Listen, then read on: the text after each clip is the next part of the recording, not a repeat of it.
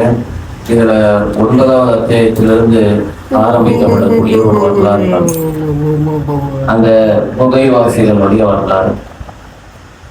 அவர்கள் எப்படி தங்களுடைய கொள்கையில உறுதியா இருந்தாங்க, அதுவும் குறிப்பாக இளமை பருவத்துல தங்களுடைய உறுதி எந்த அளவுக்கு இருந்தது அப்படின்றத குறிப்பிடும் வகையில இந்த அத்தியாயத்தினுடைய பெயரை அல் கஹஃப் அப்படின்ற அத்தியாயமாக நாம் ஒரு பெயர் சொல்லுகிறோம்.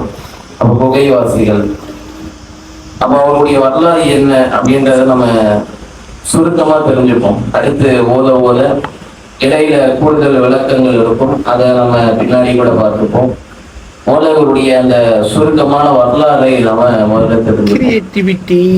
இவர்கள் யாரு அப்படின்னு சொன்னா, அல்லாஹ் குறிப்பிடும் போது அவர்கள் ஒரு இளைஞர்கள். அந்த இளைஞர்கள் என்ன செய்யறாங்கன்னா, தங்களுடைய கொள்கையில உறுதியா இருக்கிறாங்க. அல்லாஹ் அவர்களுக்கு நேர்வழி காட்டுறான், இஸ்லாத்தை ஏற்றுக்கிறாங்க, கொள்கையில உறுதியா இருக்கிறாங்க. அல்லாஹ் மட்டும்தான் வணங்கணும், அல்லாஹ் அல்லாத வேற யாரையும் வணங்க கூடாது என்கின்ற அந்த ஓரிரை கொள்கையில அவங்க உறுதியா இருக்கிறாங்க. இது மாத்திரம் இல்லாமல் தங்களுடைய சமுதாயத்தை பார்த்து கவலைப்படுறாங்க. நம்முடைய சமுதாயம் பாருங்க எவ்வளவு மோசம் அப்படின்னு இருக்கு.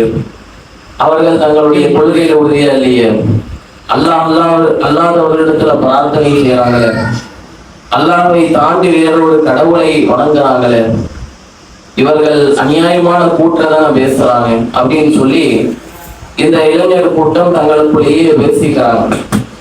இப்ப இந்த கொள்கை உறுதியினால அல்லாஹ் என்ன செய்யறான்னா, ஈமானை இன்னும் அதிகப்படுத்துகிறான்.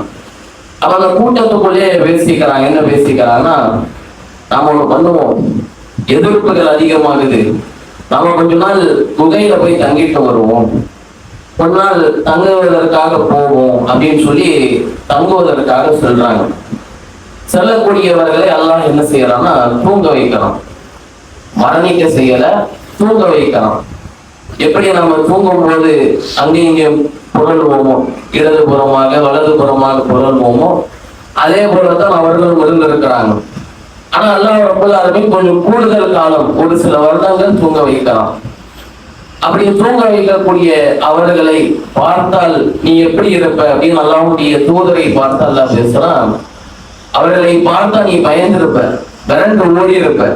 அந்த அளவுக்கு பயங்கரமான ஒரு நிலையில தான் அவங்க இருந்திருப்பாங்க அப்படின்றத அல்லாஹ் வர்ணிச்சு சொல்லுகிறான். ஏன்னா அவர்களை உதாரணத்துக்கு இன்னைக்கு நீங்க பாத்துக்கீங்களேன், கண்ணை விரிச்சோ இல்ல